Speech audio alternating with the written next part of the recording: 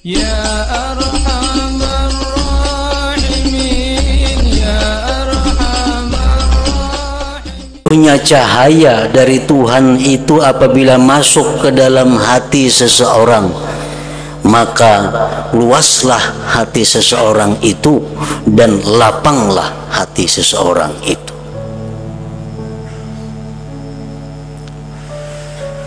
Sahabat Rasulullah bertanya, "Faqila ya Rasulullah, hal lidzalika min alamatin yu'rab?"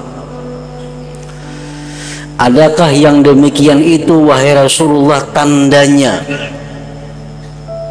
Bagaimana tandanya orang yang berhati lapang itu? Apa alamatnya orang-orang yang hatinya diberikan cahaya oleh Allah Subhanahu wa ta'ala? Apakah itu ada alamatnya wahai Rasulullah? Qala na'am. Jawab Nabi, ada. Ada tandanya orang-orang yang berhati lapang itu. Ada tandanya orang-orang yang berhati diberi cahaya oleh Allah Subhanahu wa ta'ala. Yang pertama tandanya, kata Rasulullah, at-tajafi an daril ghurur. Yang kedua, wal inabatu ila daril khulud. Yang ketiga, wal isti'dadu lil mauti qabla nuzulil maut. Pertama tandanya orang yang hatinya itu bercahaya, at-tajafi anil ghurur, yaitu merenggang dari negeri tipu daya ini.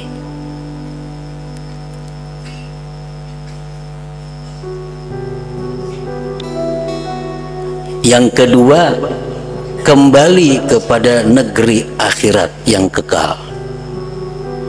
Yang ketiga, bersiap untuk kematian sebelum datangnya itu kematian. Nah, tiga ini tandanya orang yang berhati lapang, orang yang punya hati diberi cahaya oleh Allah Subhanahu wa ta'ala.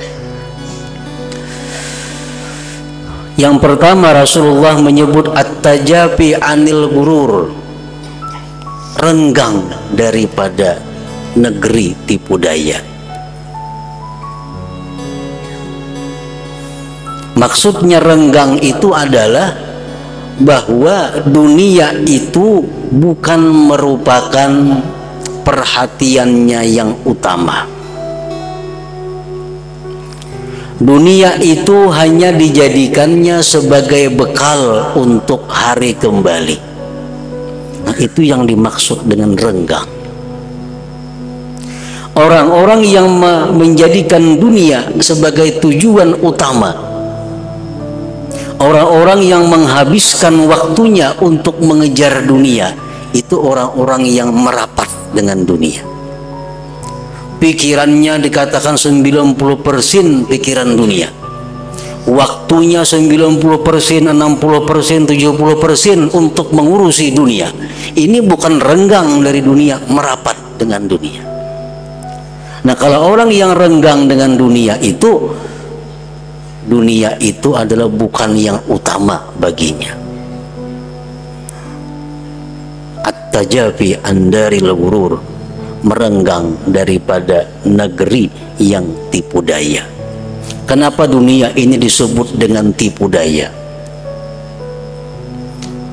Dunia disebut dengan negeri tipu daya. Para ulama mengatakan antara lain, dunia ini disebut tipu daya. Bagaimanapun baiknya dunia ini kepada kita, bagaimanapun sayangnya dunia kepada kita, ujung-ujungnya dia akan meninggalkan kita. Nah, ini contoh tipu daya dunia. Kita dirangkulnya, kita didekatinya, kita diberinya, kita disayangnya, tapi ujungnya dia akan meninggalkan kita. Akhirnya kita jadi sedih, akhirnya kita jadi menderita. Nah, itulah contoh bahwa dunia ini tipu daya.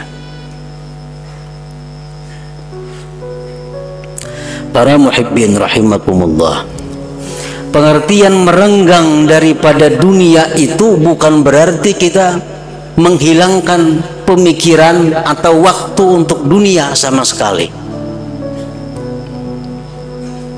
Agama kita tidak melarang kita berurusan dunia. Agama bahkan mengatur bagaimana orang berusaha. Agama mengatur bagaimana orang bertani, beternak, berdagang dan sebagainya. Itu menunjukkan bahwa agama tidak melarang kita untuk mengurus dunia. Namun jangan sampai dalam hal mengurus dunia itu kita disebut orang yang rapat dengan dunia, orang yang akrab dengan dunia. Karena rapatnya kita dengan dunia, akrabnya kita dengan dunia, sehingga menyita banyak perhatian kita, menyita banyak waktu kita, itu menunjukkan hati kita sempit, hati kita tidak ada cahaya dari Allah Subhanahu wa ta'ala. Para muhibbin rahimakumullah, silahkan kita berusaha dunia, apapun usaha kita, tapi para ulama mengingatkan jangan lupa 3 hal. Kalau 3 perkara ini kita langgar, itu menunjukkan bahwa kita sudah termasuk orang yang terjerumus ke dalam jurang dunia. Tapi kalau 3 perkara ini masih bisa kita pelihara, kita masih bisa selamat daripada yang dicela. Yang pertama, mereka ulama mengatakan kepada orang-orang yang berurusan dengan dunia, seperti berusaha dan sebagainya. Yang pertama, an-niyatus salihah, niat yang baik. Nak berdagang silahkan, nak bertani silahkan, berkebun, beternak, jadi pegawai, jadi buruh, jadi apa silahkan. Tapi pertama niatnya bagus, niat bagus.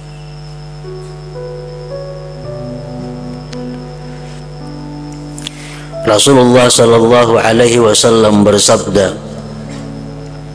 "Man talabat dunya halalan isti'fafan anil mas'alah wa sa'yan ala ahlihi wa ta'attufan ala jarihi ba'athahu Allah yawmal qiyamah wa wajhuhu kal qamari lailatal badar wa man talaba ad-dunya halalan mukathiran mufakhiran muraiya laqiya Allah ta'ala yawmal qiyamah wa huwa alaihi ghadban."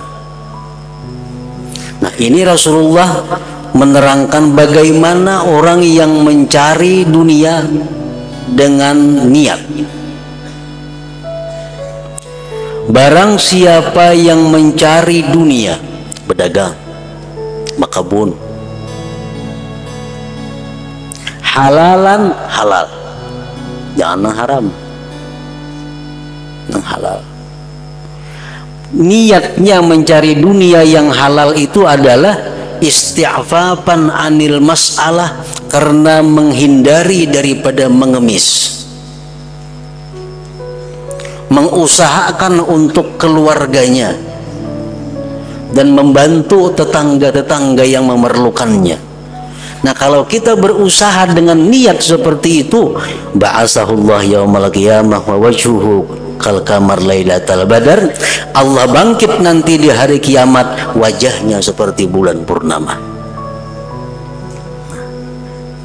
Berdagangnya kan jadi masalah.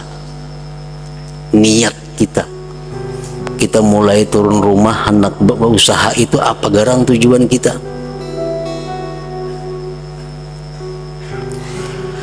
Dan barang siapa yang mencari dunia yang halal, tapi tujuannya, niatnya untuk memperbanyak harta, untuk bermegah-megah, untuk bearai, nanti dia di hari kiamat bertemu Allah, Allah marah kepadanya. Nah, ini contoh orang yang mencari dunia tapi niatnya kada baik. Padahal dagangannya sama, yang dijualnya sama, Gimana saya ini niatnya bagus, kayaknya hari kiamat bercahaya wajah seperti bulan pertama, bulan purnama. Nang saya ini niatnya kada baik, Allah marah. Nah jadi silahkan kita mengurus dunia, tapi jangan lupa bahwa niatus salihah itu mesti ada, niat yang bagus. Berusaha dengan niat supaya kawan naik haji, bagus. Berusaha dengan niat supaya kawan umrah, bagus. Dengan niat berusaha supaya dapat keuntungan, saya membantu tetangga, membantu ini sebagainya. Nah itu niat yang bagus.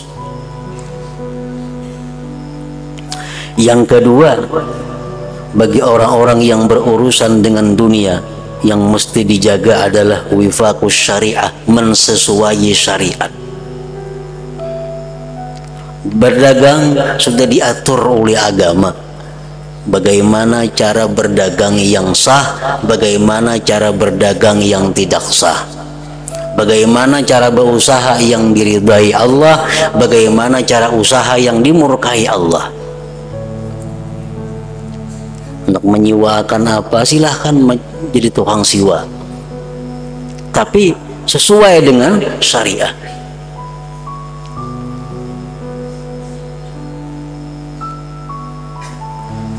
Artinya kalau niatnya bagus tapi usahanya kada sesuai dengan syariat, maka niat yang bagus itu kada akan bermanfaat.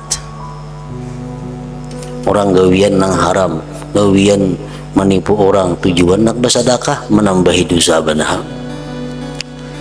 Menambahi dosa bukan dapat pahala. Nah, wifaqus syariah. Yang ketiga, supaya orang-orang yang mencari dunia tadi tidak termasuk dekat dengan dunia, la tulhi an dzikrillah, tidak melalaikan dia daripada zikrillah. Waktu sembahyang kada terganggu, waktu membaca Quran kada terganggu, waktu menuntut ilmu kada terganggu, waktu membaca wirid kada terganggu, karena dagangannya, karena pekerjaannya semua teratur. Nah, berdagang ya berdagang, karena zikir ada lagi jam-jam tertentu. Nah, sehingga dagangannya itu kadang mengganggu dengan zikrullah, dengan sembahyang dan semisalnya. Nah, bila mana kita bisa berusaha dengan tiga perkara tadi, niatnya bagus, usahanya sesuai syariah, dan kita tidak melalaikan mengingat Allah Subhanahu wa ta'ala, maka kita termasuk sudah dalam golongan orang-orang yang renggang daripada dunia tadi, yang menunjukkan bahwa dada kita, hati kita lapang, hati kita diberi cahaya dari Allah Subhanahu wa ta'ala.